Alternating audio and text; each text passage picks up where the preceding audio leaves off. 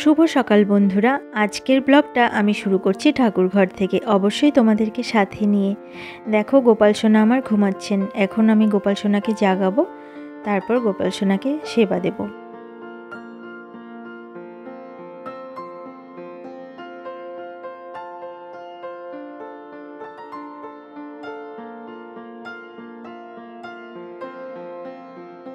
গোপাল সোনাকে সেবা দেওয়া হয়ে গেছে, এবার আমি যাব রান্নাঘরে।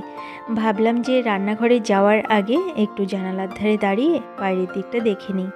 আর কাল রাতের থেকে বৃষ্টি হচ্ছিল, আজকে সকালেও বৃষ্টি হচ্ছিল, এখন প্রচণ্ড মেঘ করে আছে। একটু পরেই মনে হয় আবার ঝমঝম করে বৃষ্টি নেমে পড়বে।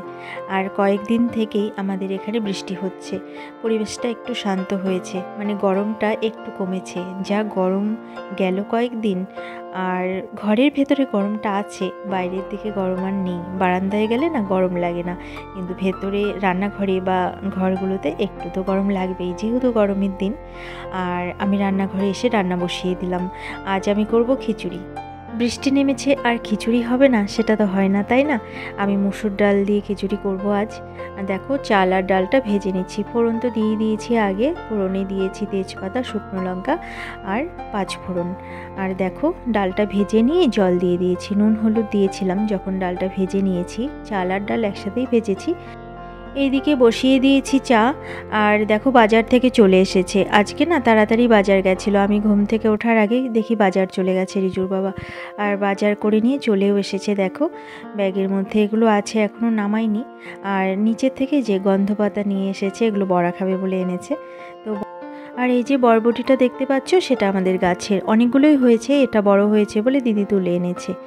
আর চায়ের মধ্যে চা পাতা দিয়ে দিলাম, চায়ের মধ্যে বলতে জলের মধ্যে চা পাতা দিয়ে দিলাম। আর এই যে খিচুড়িটা প্রায় হয়েই এসেছে, এবার পাখিদেরকে খেতে দিতে হবে। আমি সকালে উঠে পাখিদেরকে খেতে দিতেই ভুলে যাই, মাঝে মাঝে ভুলে যাই, আবার মাঝে মাঝে মনে থাকে, যখন মনে পড়ে তখনই দিয়ে দিই। আর ওইদিকে দেখো রিজুর বাবা পেপার পড়ছে, চা এখনও দেইনি। এখন কিন্তু প্রায় 10টার কাছাকাছি বাজে, কিন্তু চা খাইনি এখনও আমরা। আসলে রিজুর পরীক্ষা শেষ হয়েছে, তাই একটু দেরি করে ঘুম থেকে উঠেছি। আমি না এত দেরি করে ঘুম থেকে উঠি না, বেশি দেরি করে যদি ঘুম থেকে উঠি তাহলে আমার মাথা ব্যথা শুরু হয়ে যায়। জানি না কেন এমন হয়। কাল রাতে আসলে অ্যালার্ম দিয়ে ঘুমাইনি, তাই আমার ঘুমটাও সকালে ভাঙেনি। যাই হোক, এবার চটপট করে রান্নাগুলো করে নিই, তা না হলে অনেকটাই দেরি হয়ে যাবে। আর দেখো চা তো ভেজানো হয়েই গেছে, সেটা কাপে নামিয়ে নিয়েছি। রিজুর বাবাকে আগে দিয়ে আসবো, তারপর আমি আমার চাটা নিয়ে বসবো।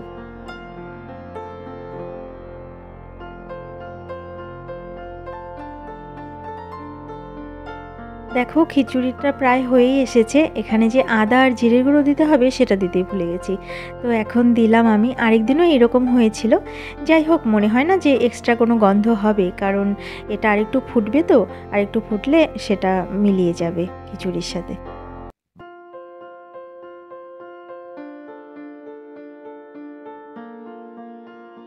খিচুড়িটা আমার রান্না করা হয়ে গেছে, এখন আমি গ্যাসটা অফ করে দেব।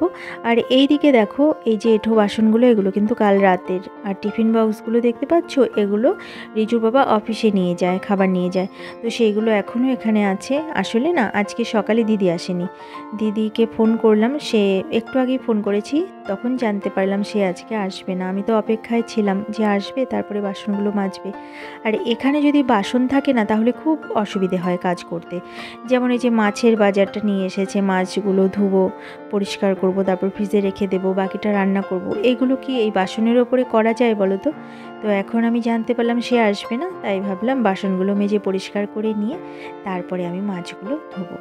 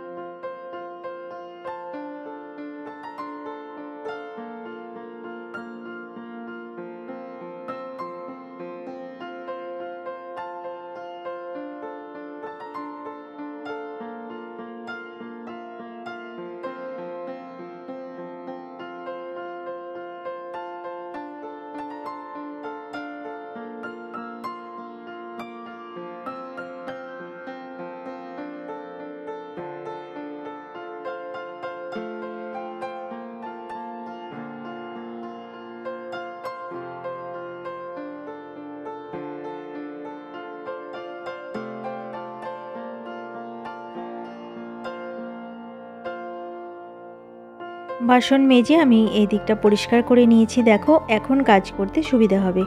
এখন এই যে মাছগুলো নিয়ে এসেছি সেগুলো আমি ধুয়ে নেব। আর মাছ ধোয়ার আগে পুঁই পাতার বড়া করব আমি। রিজুর বাবা বলছিল খাবে, তো খিচুড়ির সাথে কি দেব, ভাবলাম পুঁই পাতার একটু বড়া করে দেই, তাহলে খেতে ভালো লাগবে। তো সেগুলোই আমি এখন ধুয়ে পরিষ্কার করে নিচ্ছি।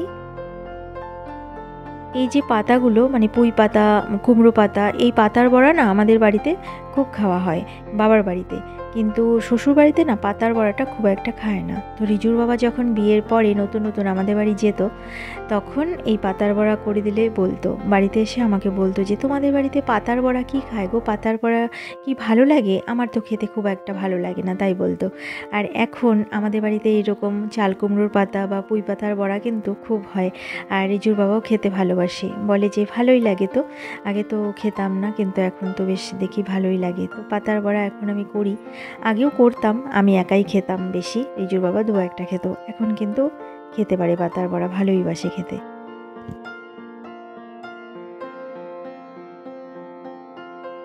তোমাদের সাথে কথা বলতে বলতে বড়াগুলো আমার সব ভাজা হয়ে গেছে। দেখো কত সুন্দর লাগছে দেখতে, যতটা ভালো লাগছে খেতেও কিন্তু ততটাই ভালো লাগে।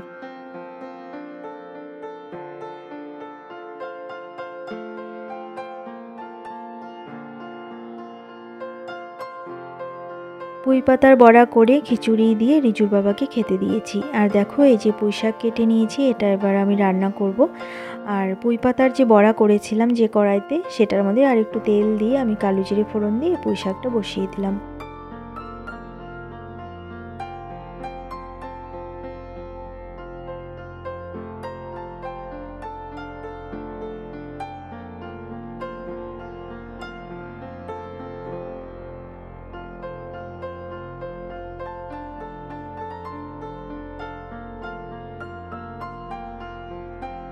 এটাতে নুন দিয়ে একটু নেড়ে চেড়ে এবার আমি ঢেকে দেব। এটা হতে থাকুক, ততক্ষণে মাছগুলো আমি ধুয়ে নিই। এই দেখো বরলি মাছ এনেছে, এটা আমি ধুয়ে নিয়েছি। এটা না কানকোগুলো কেটে দেয়নি, এটা যখন আমি রান্না করব তখন আবার ভালো করে ধুয়ে কানকোগুলো কেটে নিয়ে তারপরে ধুয়ে নিতে হবে। আর এইদিকে রুই মাছ এনেছে, তার সাথে মাছের তেল আছে। মাছের তেলটা এখন আমি করব না, রেখে দেব। আর এই বরলি মাছটাও রেখে দেব, রুই মাছটাই শুধু আমি রান্না করব আজকে।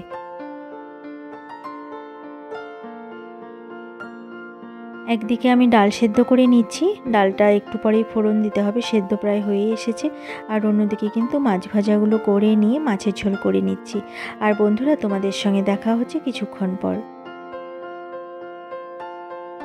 রান্নাবান্না কমপ্লিট করে স্নান করে চলে এলাম ঠাকুর ঘরে। গোপাল সোনাকে এখন সেবা দিতে হবে, কারণ গোপাল সোনাকে তখন তো আমি স্নান করাইনি, এখন স্নান করিয়ে তাকে সেবা দিতে হবে। আর অন্যান্য ঠাকুরদেরকেও পুজো দিতে হবে।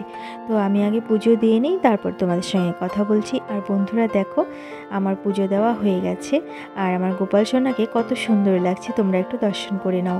বন্ধুরা, আজকের মতো আমার এই ব্লগটা এখানেই শেষ করছি। আবার অন্য কোনো দিন অন্য কোনো নতুন ব্লগ নিয়ে তোমাদের সামনে হাজির হয়ে যাব। ততক্ষণের জন্য তোমরা ভালো থেকো, সুস্থ থেকো আর হাসি খুশি থেকো। আমার এই ব্লগটা যদি তোমাদের ভালো লেগে থাকে তাহলে একটা লাইক করে দিও। আজকের মতো এখানেই আসছি, ভালো থেকো তোমরা সবাই।